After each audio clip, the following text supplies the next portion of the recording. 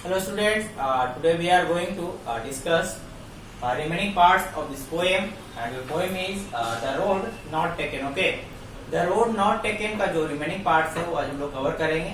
पिछले लेक्चर में मैंने आपको इसके रिलेटेड वर्ड मीनिंग्स करवाए थे और डिस्कशन भी किया था फर्स्ट पार्ट का। तो चलो आज देखते हैं रिमेनिंग पार्ट्स का कवर करते हैं। उससे पहले पिक्चर शो करके मैं आपको उसको रिकैप कर देता हूँ, इसके बाद आगे समझाऊंगा। तो पिक्चर दिखाता हूँ, उसके बाद मैं एक बार रिकैप कर लेता हूँ आपको।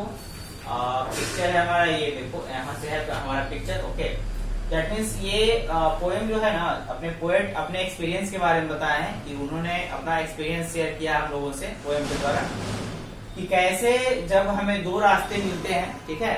दैट मीन्स ये जब जा रहे थे जंगल में घूम रहे थे, ठीक है, तो इनको दो रास्ते मिलते हैं। अब इन्हें चूज करना रहता है कि कौन सा रास्ता ये चुने।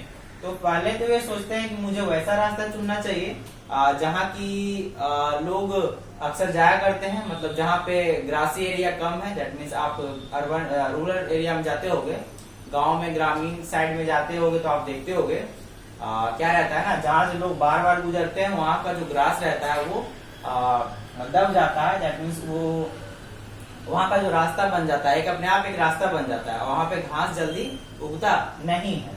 तो फर्स्टली ये सोचते हैं कि मुझे वैसा रास्ता चुनना चाहिए जहाँ की लोग अक्सर जनरली ज्यादा जाया करते हैं, ठीक है। तो ये दोनों रास्ते में से एक रास्ता चुनते हैं, और जबकि एक रास्ता क्या होता है ना, आगे जाकर के मुड़ जाता है, बेंट हो जाता है, ठीक है। तो ये वही रास्ता चुनते हैं जहाँ पे लोग अक्सर जाया करते हैं। ओके, लेकिन जब आगे उस रास्ते पर आगे बढ़ते हैं तो देखते हैं कि अरे ये तो सेम ही है, दोनों रास्ता सेम ही है, यहाँ भी उतना ही ग्रासी एरिया है जितना कि दूसरे रास्ते पे। दैट मीन्स अगर ये चुनते हैं तो यहाँ भी उतना ही ग्रासी एरिया है जितना कि इधर भी। ओके, तो थोड़ा सा इनको लगता है कि अब दोनों रास्ता तो सेम ही है, तो अब किस पे चलना चाहिए। ओके, तो मैंने पिछले बार दिखाया था, आपको समझाया था, यहाँ तक हो गया था ना, सेम तक हो गया था। आज हम लोग एंड से स्टार्ट करेंगे। सोचते हैं क्या, as for the passing there had borne them really about the same. Okay, तो इनको ऐसा लगता है ना कि दोनों रास्ता तो सेम ही है। ओके, तो यहाँ से हम लोग कुछ देख चुके थे, ठीक है।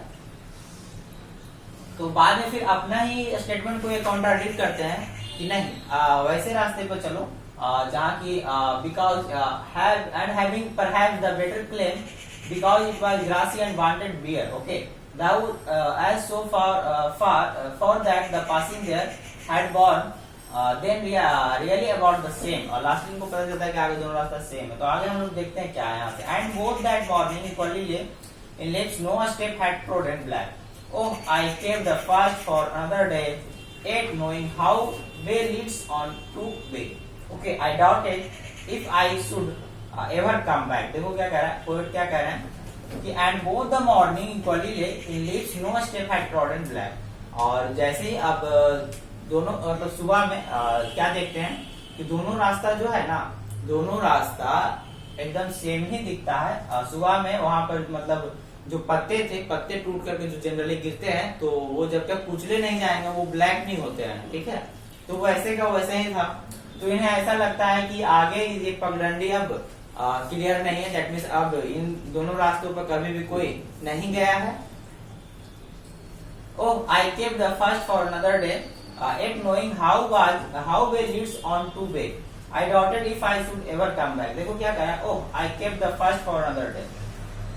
ये कहते हैं कि अच्छा चलो कोई बात नहीं, oh I kept the first for another day, आज मैं ये वाला रास्ता तय कर लेता हूँ और दूसरा रास्ता कभी अगले दिन जब आऊंगा तब तय कर लूंगा। Okay, yet knowing how way leads to way, I doubted if I should ever come back। तो ये उतना ही देर में ये सोचते भी हैं क्या कभी मैं वापस आ भी पाऊंगा। अगर कोई रास्ता पे चलता हूँ मैं, अगर किसी रास्ते पे जा रहा हूँ तो ये रास्ता ना जाने कहाँ तक जाएगा, दूरी तक जाएगा, तो क्या मैं वहां से फिर वापस आ भी सकता हूँ, आऊंगा भी क्या कभी इस रास्ते पे दूसरे रास्ते पे चलने के लिए। ये भी सोचते हैं पोएट, ठीक है।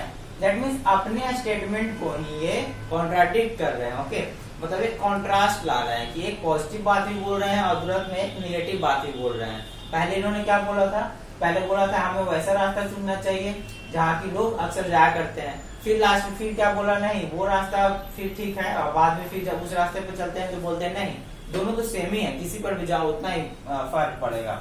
और फिर अब क्या बोल रहे हैं कि अगर इस रास्ते पे मैं जाता हूँ कि क्या मैं फिर वापस आ पाऊंगा इस दूसरे रास्ते पे चलने के लिए। अब देखो, I shall be telling with the said somewhere ages and ages hence two roads diverged in a wood and I took the one less traveled by and that has made all the difference। देखो क्या कर रहे हैं, आई के बाद क्या है, dash है। आई किस लिए आया जानते हो, जैसे यहाँ साइग है, साइग मतलब आ भरना, जैसे बोलते हैं ना चैन की सांस लेना, ठीक है। तो I shall be telling this with a sigh somewhere ages and ages hence two roads diverge in a wood and I, ऐसे आई मतलब सांस लेते हुए I took the one less travelled by.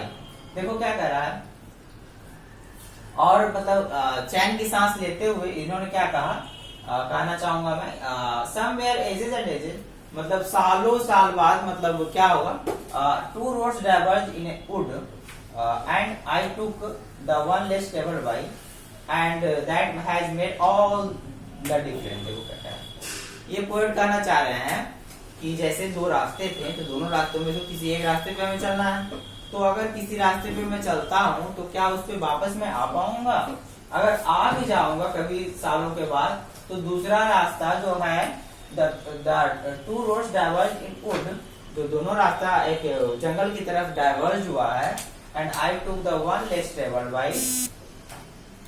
तो आधे से क्या मैं छोड़ के वापस चलाऊंगा, नहीं, कवर तो मैं पूरा करूंगा, एक बार जिस रास्ते पे चल दिया वो चल दिया, ठीक। अब देखो ये लास्ट का जो ये दोनों लाइन है ना, ये बहुत इंपॉर्टेंट है आपके लिए, ये हमारे जीवन पे आधारित भी है। जैसे I took the one less travelled by and that has made all the difference. जब हम अपनी जिंदगी पे किसी रास्ते पर चलते हैं, जैसे आपको एक कोई चॉइस चुनना रहता है अपने जीवन में, दैट मीन्स आप किसी एम मतलब गोल आपको चुनना है कि हाँ हमको बड़े होकर के ये बनना है, तो आप जब चुन लेते हो तो उस पर चलना ही चलना है आपको, और उससे आप वापस आओगे तो थोड़ा सा प्रॉब्लम हो सकता है। तो वही ये पोएट कहना चाह रहे हैं, ये जो इन्होंने एक्सपीरियंस किया और आपको ये बताया, इस एक्सपीरियंस से इनके लाइफ में बहुत ही बड़ा डिफरेंस मतलब चेंजिंग देखने को मिला। कि ये क्या आप करते थे, I took the one less travelled by and that has made all the difference. ये अपने इस एक्सपीरियंस से बहुत ही अपने आप को अलग महसूस करना चालू कर दिए, कि एक अनुभव, नए तरह का अनुभव इनको मिला।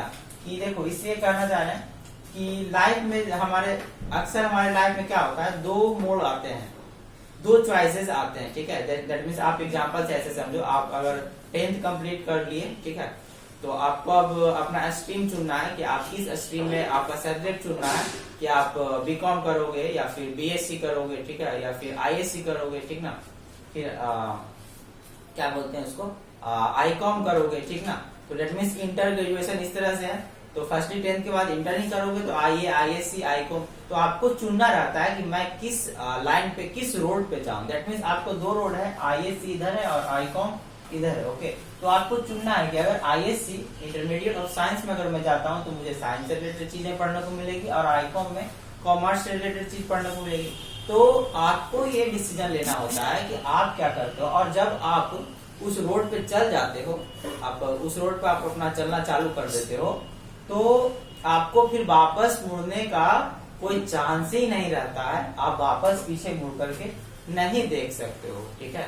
तो पोएट कहीं ना कहीं हम लोगों को भी ये सीख देना चाहे हैं, दैट मीन्स अपने पर्सनल लाइफ से जनरल लाइफ की ओर बढ़े हैं, और हम लोगों को भी बताएं कि जब आपको आपके लाइफ में बहुत बार ऐसे होता है कि आपको कोई दो चीज में से एक ही चीज चूज करना है, दोनों तो चूज कर नहीं सकते हो, तो आप थोड़ा सा ये कंफ्यूज हो जाते हो कि मुझे क्या चूज करना चाहिए।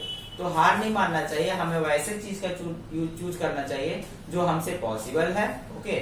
और पॉसिबल है या नहीं ये आप कैसे डिसाइड कर सकते हो बिना किए हुए, तो ऐसे चूज करके समझो कि जिसमें आपको अच्छा लगता है, दैट मीन्स आपको मन लगता है, क्योंकि किसी भी काम में आपको मन लगेगा, आपका शौक होगा उसमें, तो ऑब्वियस है वो काम आप अच्छे से करोगे, ठीक है। तो ये पोएट था, पोएट कौन थे, रॉबर्ट फ्रॉस्ट, ओके। अब इसके थोड़ा सा ऑथर के बारे में बता दूं, रॉबर्ट फ्रॉस्ट, इनका बर्थ हुआ कब, 1874 में, और हाँ, तो ये पोएट है, अमेरिकन पोएट है, ठीक है, और इन्हें बहुत सारा अवार्ड भी मिल चुका है, जैसे पुलित्जर पुरस्कार, पिछले बार तो मैंने बताया नहीं था इनके बारे में, तो ठीक है, अब हम लोग मिलते हैं नेक्स्ट लेक्चर में। आपको कुछ क्वेश्चन दिखा देता हूँ, ये सब क्वेश्चन हैं, आपको पीडीएफ में मिल जाएगा, आप ट्राई करोगे। ओके, और आप लोग ट्राई करोगे इन क्वेश्चंस को, ये लास्ट पेज है हमारा। ठीक है, तो मिलते हैं आप नेक्स्ट लेक्चर में इसके आंसर के साथ, समरी के साथ। Thank you so much.